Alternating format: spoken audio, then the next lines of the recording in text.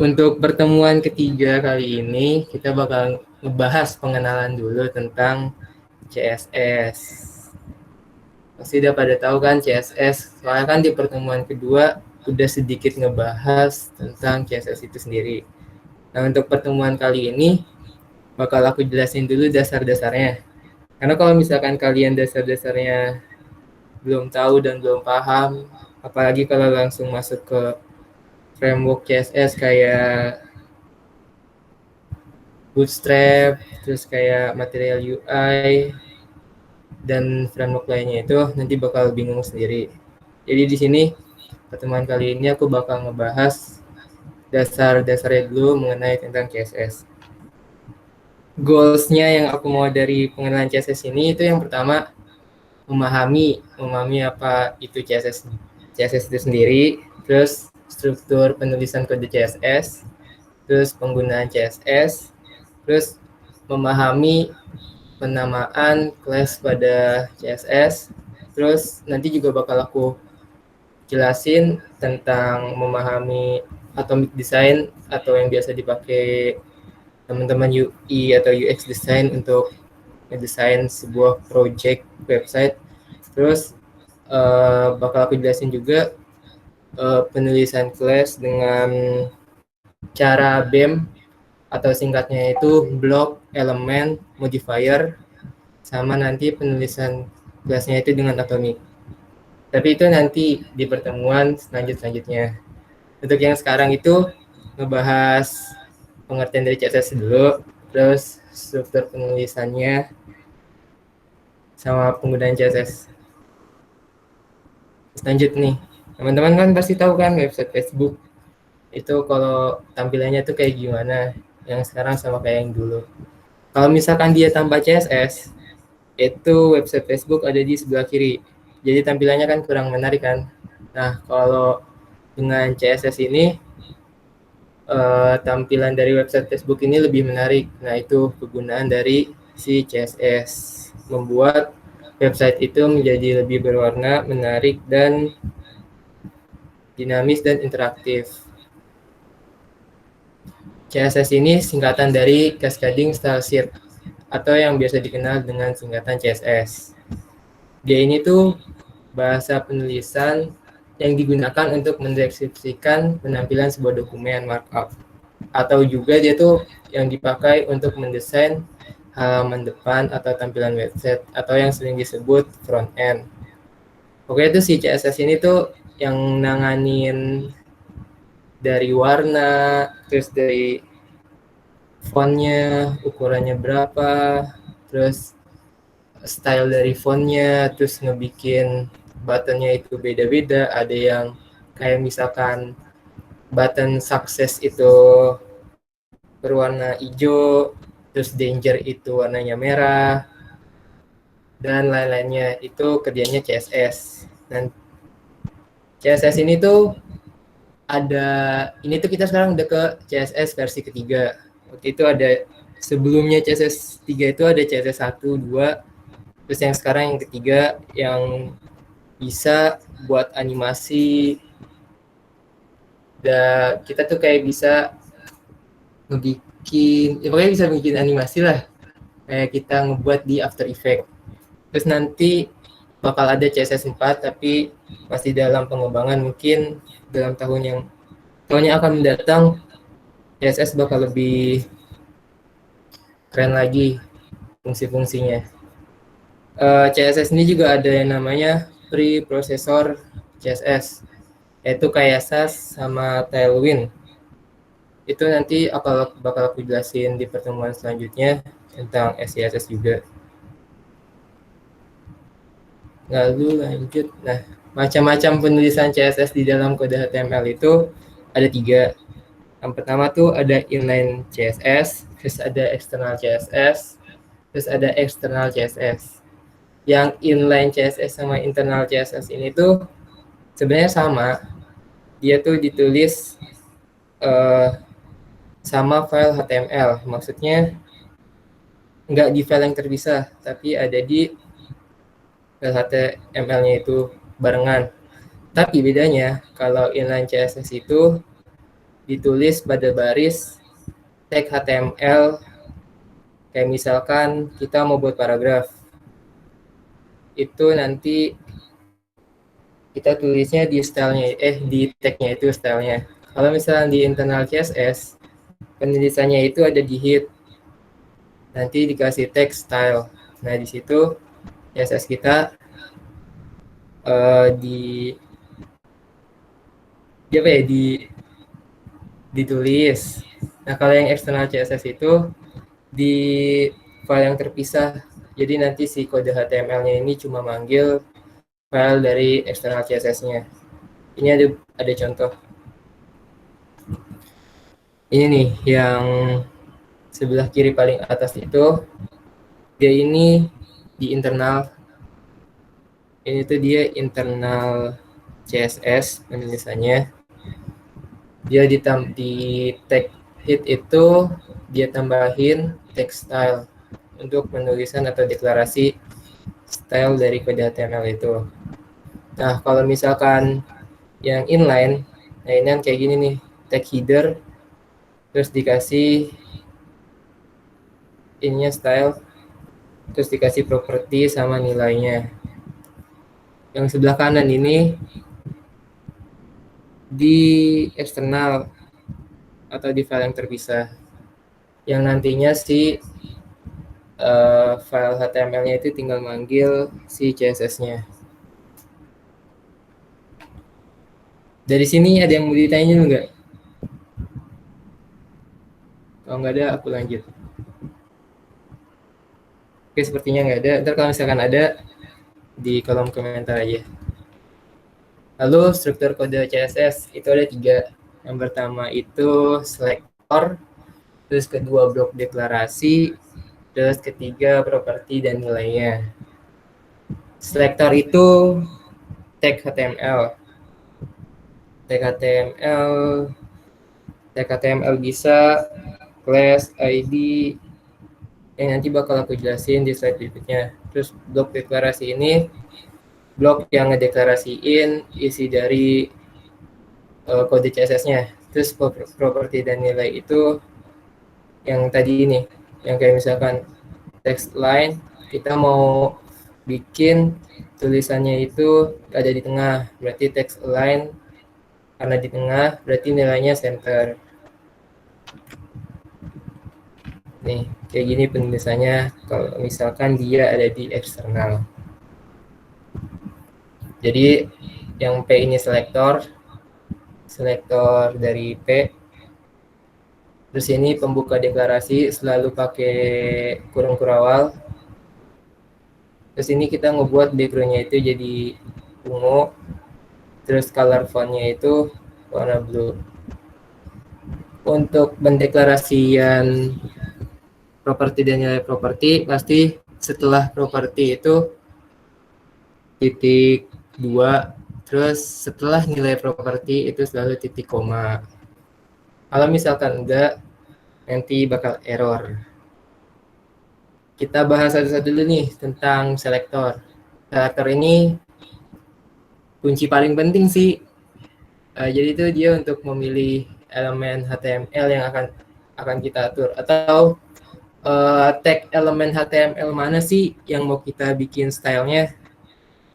Jadi kayak misalkan nih di contoh ini kita mau ngebikin H1 itu dengan font colornya itu red. Oh berarti ya udah kita bikin di CSS-nya itu H1, terus buka tutup kurung kurawal, terus color warnanya bisa red, entah itu blue. Nah, si selector ini dapat berupa nama tag kayak misalkan H1, P, button, input. Pokoknya tag-tag elemen yang ada pada HTML.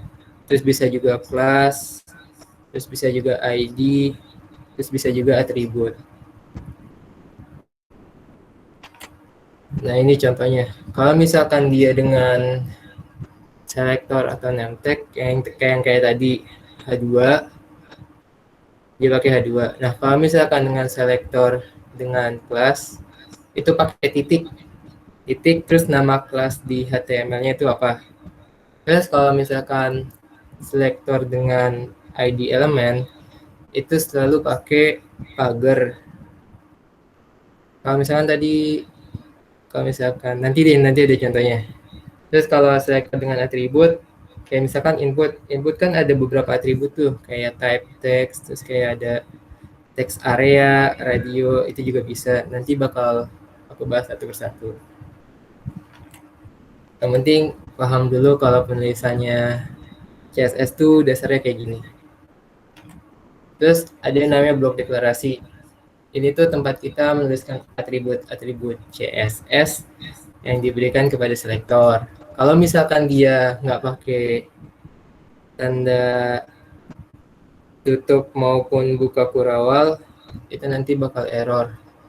Tapi ada juga yang nggak gunain ini kalau misalkan kita pakai SAS. Itu nanti aja, yang penting pakai ini dulu. Terus properti dan nilai. Ini merupakan properti ini atribut atau sekumpulan aturan yang akan diberikan kepada si elemen yang dipilih atau selektor mana yang dipilih. Kalau misalkan nilai, yaitu properti nilainya harus berapa. Kalau kayak misalkan kita mau ngasih misalkan nih paragraf atau font ini mau kita kasih warna itu merah, berarti selektor yang dipakai itu P, terus propertinya itu color, nah nilainya itu red, atau itu pun bisa biru. Nah ini penulisan yang benar tuh ada di atas. Properti dan nilainya harus ditaruh di ini antara kurung kurawal buka sama tutup. Kalau misalkan dia taruh di atas sini itu nggak bisa. Ini aku kasih contoh penulisan dari eksternal CSS. Ini penulisan pada HTML. Yaitu penulisan pada HTML ya masih sama aja. Ada doctype HTML, terus HTML. Gak kali ini atasnya dihiraukan aja. Terus ada head, ada body, terus yang head kan nanti di headnya kalau misalkan penulisan eksternal CSS itu jangan lupa dipanggil CSS-nya. Kayak misalkan ini nih, aku berarti manggil CSS-nya itu ada di beda file. Itu penulisannya pakai link rel, terus style sheet, tipenya apa, terus habis itu href, terus panggil kalian naruh file CSS-nya itu ada di direktori mana. Lalu ini nih yang penggunaan pakai tadi selector class. Jadi di tag HTML-nya itu ditambahin class. Class-nya itu bebas penulisannya apa sebenarnya. Mau homepage, terus mau judul, mau 1 2 3 itu bisa sebenarnya. Tapi disaranin lebih enaknya tuh dengan kalimat yang terstruktur atau yang bisa dibaca, karena supaya bisa dibaca juga sama orang lain. Karena kalau misalkan project team kan bukan cuma kita doang yang harus bisa memahami kode yang kita buat, tapi kan orang lain juga harus bisa. Kalau misalkan mau pakai ID, kelasnya tinggal dipakai ID. Kayak misalkan ini kan tag div, terus kelasnya aku ganti ID sama dengan homepage, itu masih bisa. Cuma ada catatan, kalau misalkan kita mau pakai ID, itu cuma bisa dideklarasiin cuma satu. Maksudku, nama dari ID itu nggak boleh sama. Itu kalau misalkan buat ID. Tapi kalau untuk class itu bisa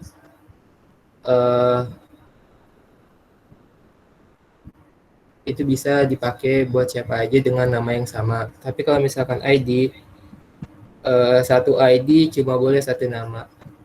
Ini kalau misalkan kita lihat contoh yang di ini namanya aku gunain penamaan kelasnya itu pakai BEM. Yang nanti bakal aku bahas. Yang penting udah paham dulu kalau misalkan internal penulisannya itu yang pertama bikin file CSS-nya dulu, terus di HTML-nya di bagian tag head-nya itu dipanggil file CSS-nya.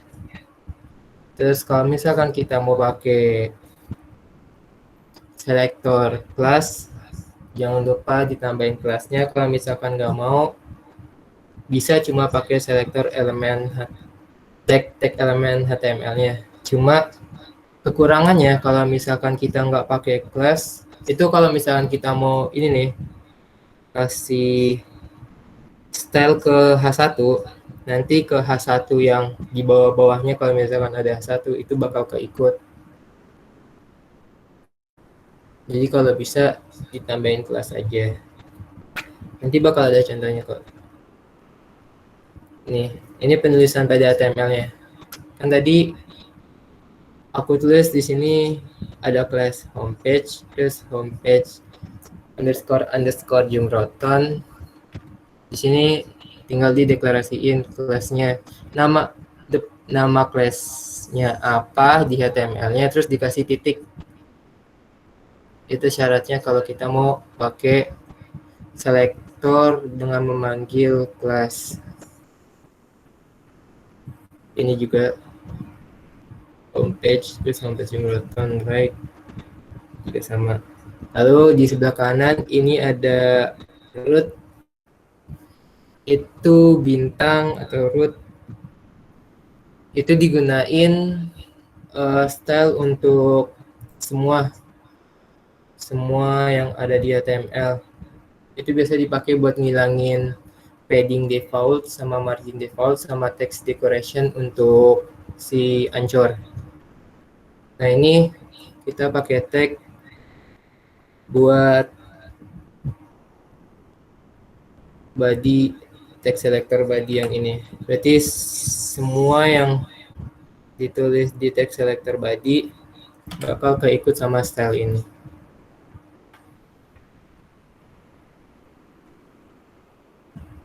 Nah ini tadi contohnya. Jadi udah aku jelasin juga. Tadi cuma mau ngejelasin yang buat ini nih, selector class. Lalu kita kenalan sama beberapa properti CSS yang sering digunain. Soalnya ini belum semua sih.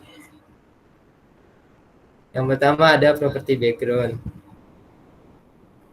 Jadi bisa dilihat. Ntar kalau misalkan mau lengkapnya, ada di W3 School, itu lengkap banget tentang properti CSS.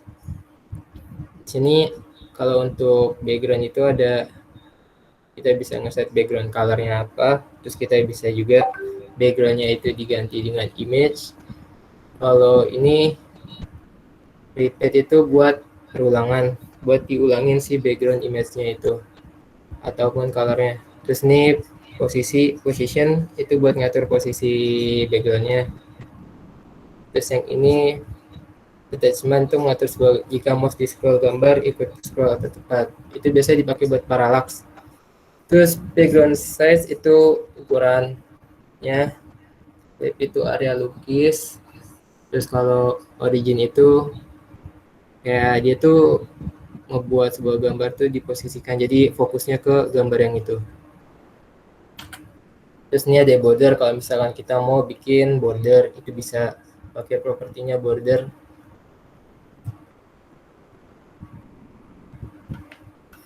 Ini juga ada tambahan border radius.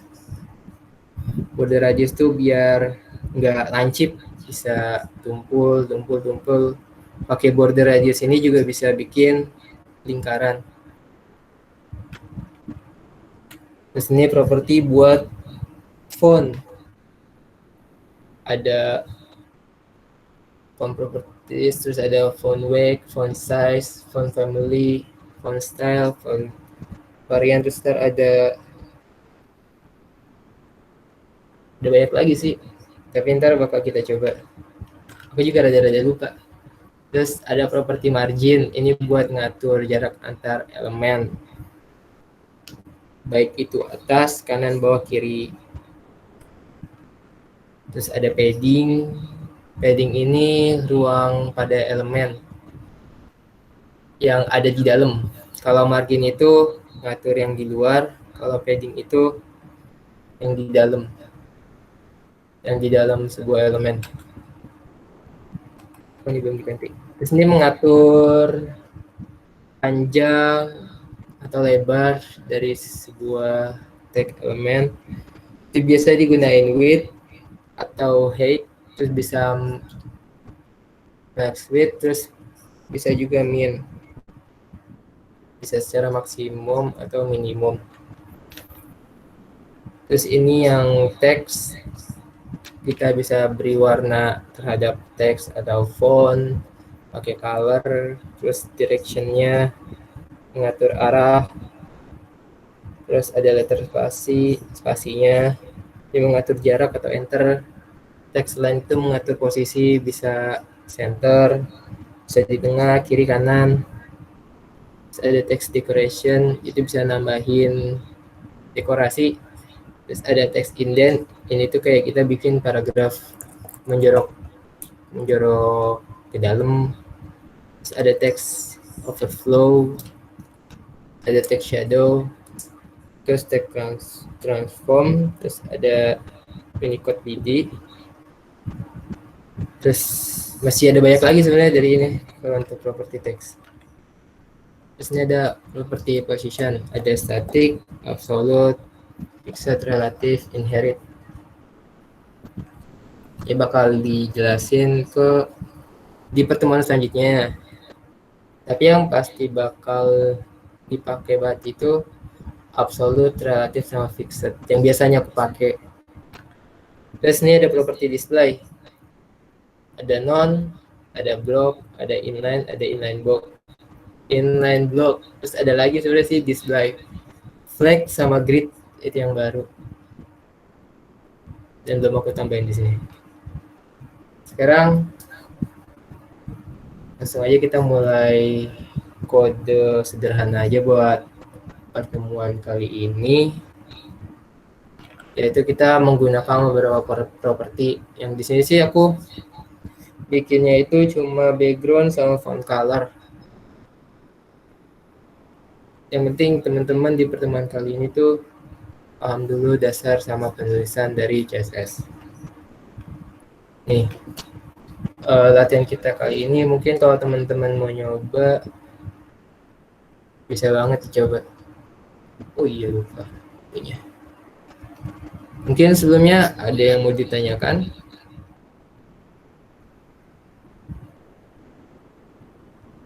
Mungkin itu kalau teman-teman ada yang mau nyoba, itu nggak apa-apa.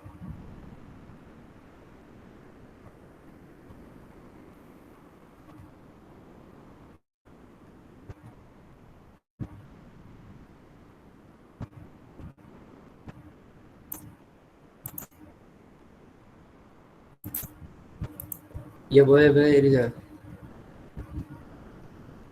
Bisa kalau pakai gradasi. Itu pakai RGBA.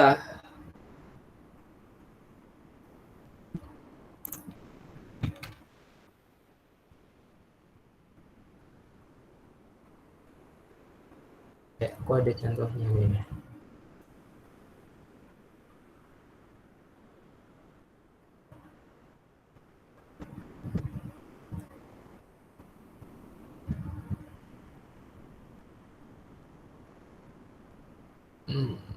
Dikit.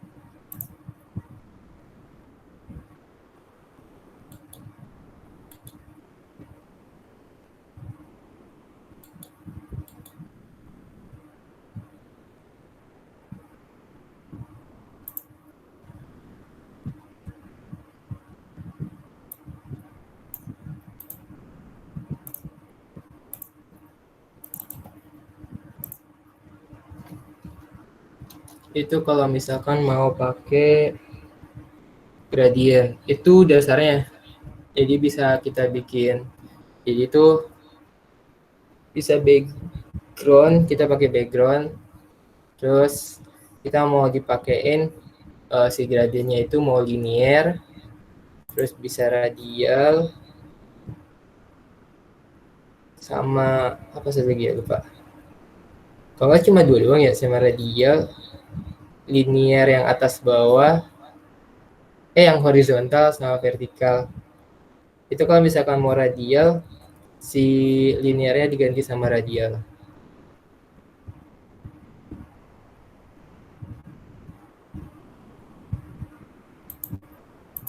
Kalau mau ngeliat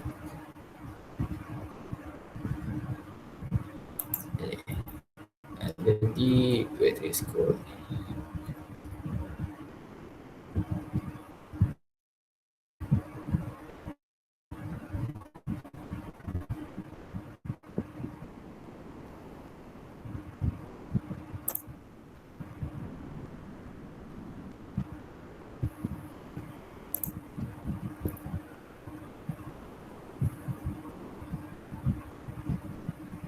Dan ntar aku liatin yang gradien, contoh gradiennya. Ini udah pada apa namanya? Nulis belum? Yang HTML ya? Atau enggak?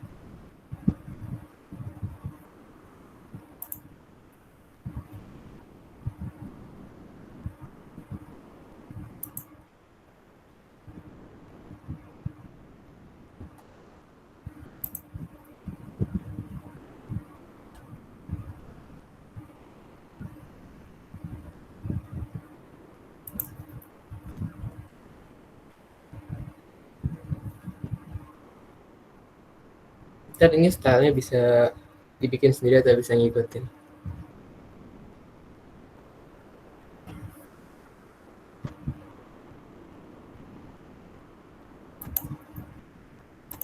Coba aku kasih lihat yang tentang gradien.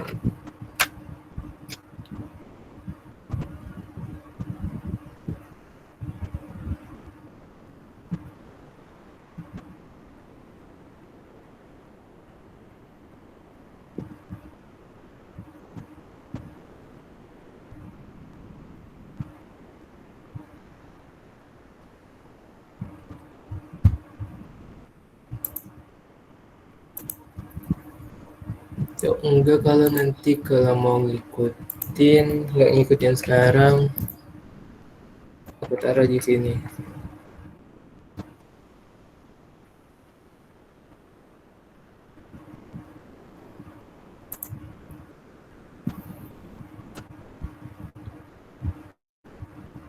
Itu bisa ikutin sesama kok.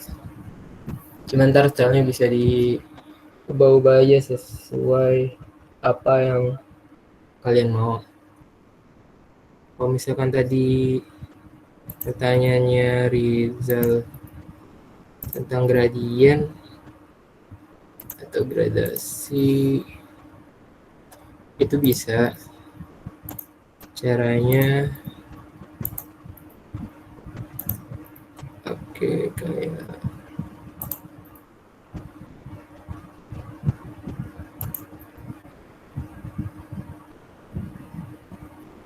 nah pakai kayak gini.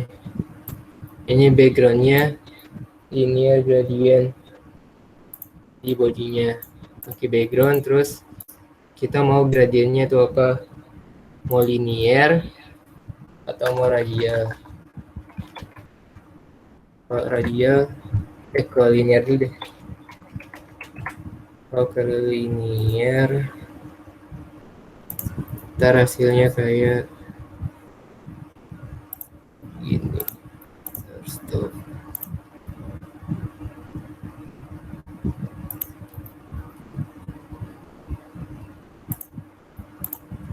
Ya. Ya, hasilnya kayak gini. Ini kalau linear. Kalau misalkan kita mau radial, nah itu dia bakal begini. Ini juga bisa diatur kalau misalkan kita pakai RGBA, itu bisa banget. Kalau misalkan teman-teman bingung ya, kalau misalkan CSS tuh gimana, enaknya sih kalau aku biasanya ngedesain dulu dari UI-nya pakai Figma. Soalnya itu biar punya gambaran kita mau ngebikin style tuh kayak gimana. Jadi nggak ngambang. Itu ngemudahin banget buat kita ke codingnya soalnya. Jadi bisa tahu RGBA-nya itu berapa. Itu mungkin dari Rizal. Semoga menjawab. Kalau misalkan mau yang lebih expert lagi, aku rada lupa. Bisa pakai degree. Kalau ini contoh aku pakai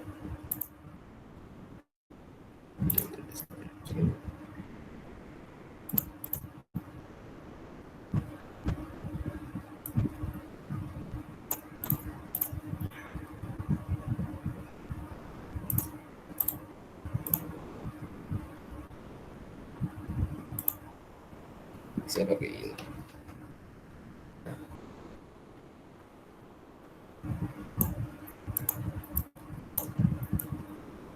Aku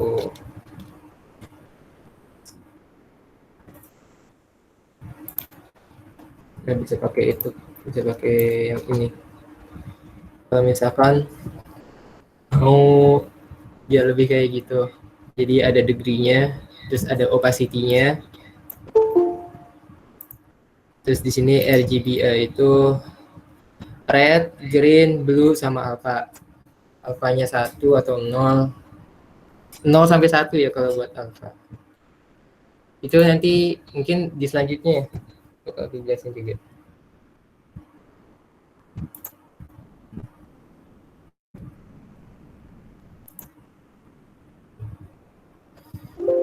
Mungkin ada yang mau ditanyain lagi?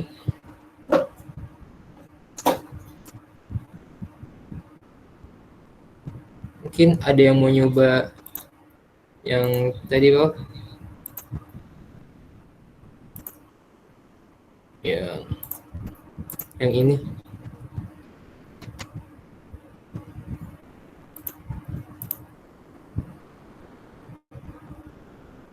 Gak apa-apa, ini kita diskusi aja. Kalau ada sih tips dari aku kalau misalnya kita mau ngebangun website, misalkan website kecil walaupun kecil. Kalau pengalamanku ya, kalau aku langsung nge-coding tanpa aku ngedesain tuh kayak rada ribet, sama buat nentuin kayak margin sama paddingnya itu susah kalau masih ngambang. Terus kalau misalkan cuma ada di kotak terus kita langsung ngoding, itu beda rasanya, tuh beda banget sama kalau kita ngedesain dari UI-nya dulu. Karena kan yang pasti nanti lupa, terus nanti misalnya gimana nanti berantakan. Nah itu sih pengalaman aku yang aku rasain kalau ngebikin website itu tanpa didesain atau kurang perencanaan. Mungkin dari sini dari penjelasan aku eh kecepatan atau malah tambah bingung ya tentang CSS. Mungkin di sini kan juga ada yang pernah megang, ya udah ada yang pernah buat website kayak Iva, mungkin Rizal juga, Ara, Olive, atau Anggita kan pasti udah pernah membuat suatu website sederhana, walaupun sederhana, tapi nggak apa-apa. Mungkin ada yang mau bertanya lagi, atau ada yang mau menyampaikan sesuatu.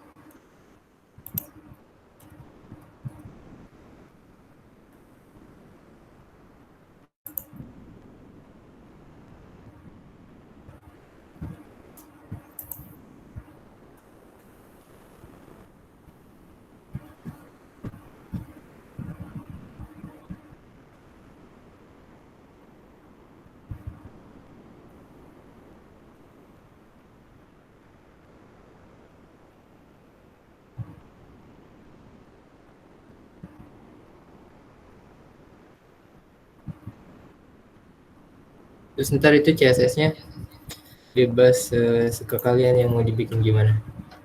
Kalau aku outputnya tadi kayak gini. Kalau misalkan teman-teman mau beda dari aku sih nggak apa-apa.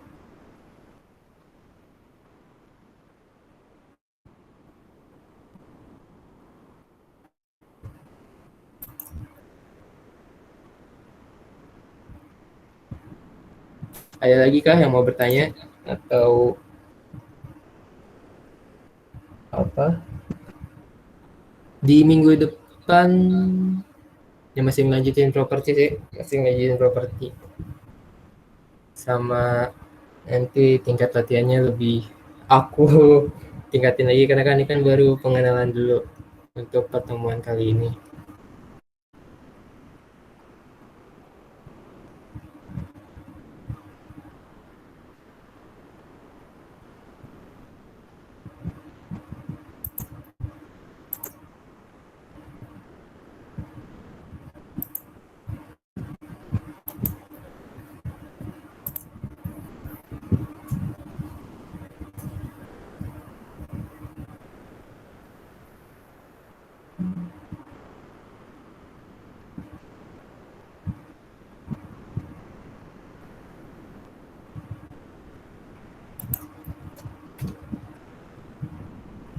Mungkin ini nanti kalau misalkan itu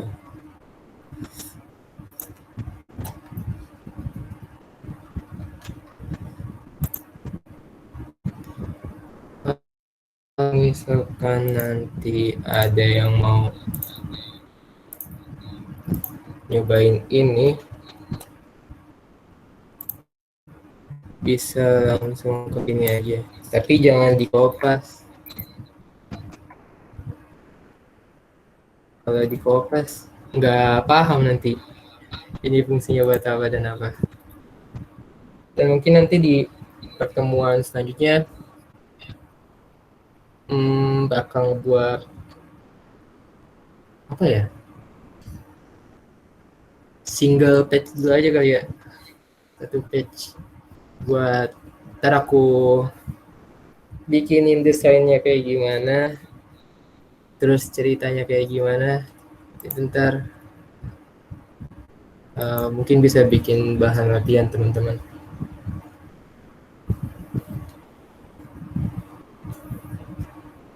Mungkin ada yang mau bertanya? Kalau misalkan nggak ada, aku tutup nih. Kita lanjut di minggu depan.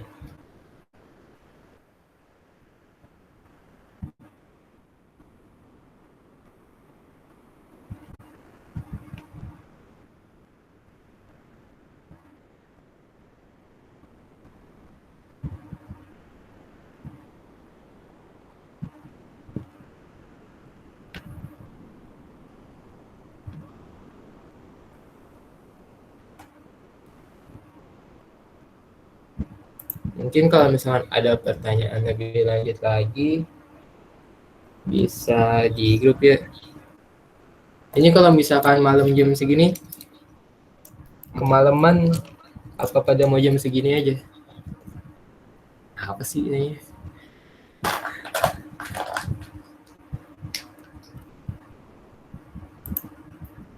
Ini aku stop recording dulu ya. Jadi nanti kalau misalkan ada pertanyaan atau kesusahan, bisa langsung nanya di grup aja. Nanti kalau bisa aku bantu.